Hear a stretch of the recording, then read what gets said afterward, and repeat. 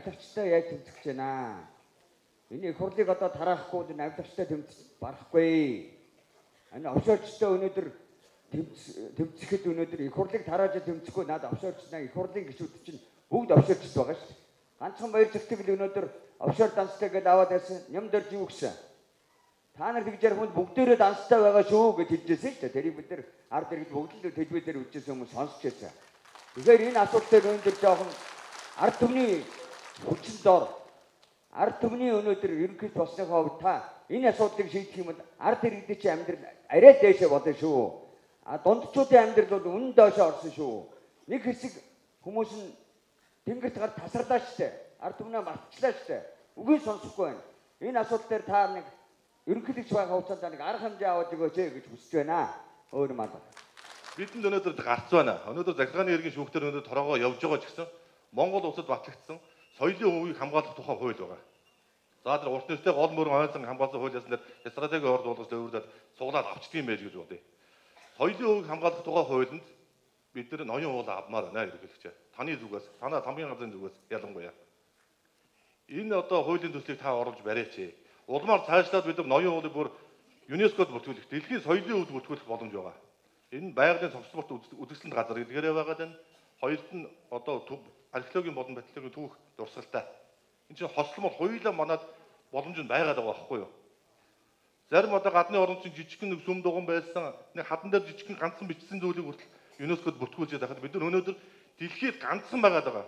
Монголчуудын одоо хүннүүгээр одоо монголчуудын өв соёл юм а, түүх тусгал өвөг дээдсэн юм ганц баталж чадж байгаа 374 бууч бунхан байгаа. Энэ сайхан хайрцагтай өнөөдөр гадны дөөөржин компани дөөрлөх гэж байгаа.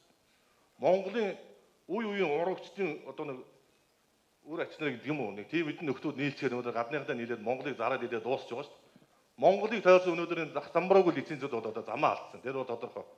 Одоо газрын тос гэж ярьдаг.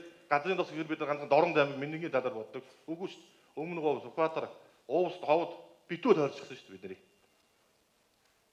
Одоо саяны ах хэлж ийн одоо уул уурхай гэдэг юм бол замаа алдсан гэсэн. Үнэхээр замаа алдсан.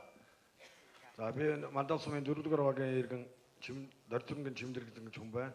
Би нэг 3 асуудал хэлье гэж утсан.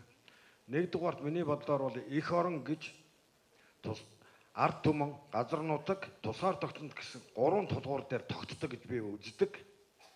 Гэтэл өнөөдөр лиценз нэрээр газрын маань хулгайлаад лиценз нэрээр гадныхан зардаг. Энэ юу вэ? Газар шорооноос урвсан уу? Урвсан. Үндсэн хуулинд байгалийн баялаг ард түмнийх гэдэг. Гэтэл ард түмнийг хуураад мдээгүй багт нь тэр баялагийг хулгайлаад мөн зардаг. Энэ яасан? Нэг тулганаас нь урвсан уу? Урвсан.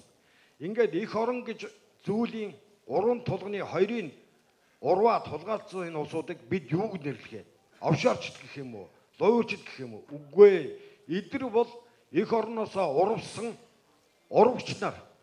Ийм учраас энэ лицензийн энэ асуудлыг зэгцэлж хоёр Монгол хоорондоо лиценз өгж авахын энэ хуулиараа харин гадаадын хүнд өхийн төрийн оролцоотой тагнуулын байгууллага, хуулийн байгууллагад оролцуулж явуулдаг нэгсэндээ лицензээ хуулиар чангалахыг хүсэж байна. Ийм хууль гаргаж өгөөч. Энэ нам гэдэг нэг намчрахсан юмнаас бол үнэхээр залхаж байна. Энэ нам гэдэг чинь л ерөөсөө энэ монголчуудыг энэ хоёр гүрэн өшөө дээр нь Америкийн нэгдсэн улс, өшөө дээр нь Япон. Ингээд одоо бүр хилцээр мэлцээр хийх гээд 47 дугаар өргөргөр хуван муван ч гэх шиг. Ийм аюул занал учирсан энэ цөөхөн хүн амтай газар нутаг ихтэй бидний цөөхөн монголчуудыг энэ улсын үндэс болсон газар нутгаас нь салгаж нутаг дэвсгэрийн бүрэн бүтэн байдал тусгаар тогтнол язгуур ирэх ашиг. Ийм зүйлийг байхгүй болгох гэж байгаа энэ бол хамгийн том аюул байна. Энэ монгол хүний ген, энэ цус, энэ Монголын уламжлалт, өв соёл, үүх дүүх энэ юм болгон байхгүй болж байна. Тийм учраас өнөөдөр ноён уулыг энэ Монголын язгуурыг устгахын тулд энэ үндэстэн дамнсан олигарх энэ лоббичин Центрогольд, Борогольд гэмэх нэг эзэнтэй энэ хоёр компани ингэж улаарч байгаа. Гэхдээ чадахгүй. Энийний төлөө Алтан аймаа өргөнөө гэд 375 залуу төрийн 3 өндөрлөгтөө мэдээлэлээ хургуулсан байгаа. Дээрээс нь манай мандалсан 30-аад мянган хүн амтай мөртлөө 10,002 хүн өөрийн гараар бичсэн эргээсний дугаар, утасны дугаар гэрийн хаягтайгаа өргөдөл гомдлын байнгын хороонд өгсөн байгаа. Энэ чимээгүй байгаа. Мандал суманд ирсэн гол уулзалтын зорилго маань энэ ноён уултай холбоотой юм аа. Ноён уултай холбоотой зөндөө саналуудыг би юу гэж байж байна гэхээр та бүхнээс ингээд сонссон, өөрсдөө чинь санаа оноог авсан. Энэ ноён уултны одоо шүүх хуралд байнга оролцдог манай одоо зөвлөх хийж уянганд оролцоод явж байгаа.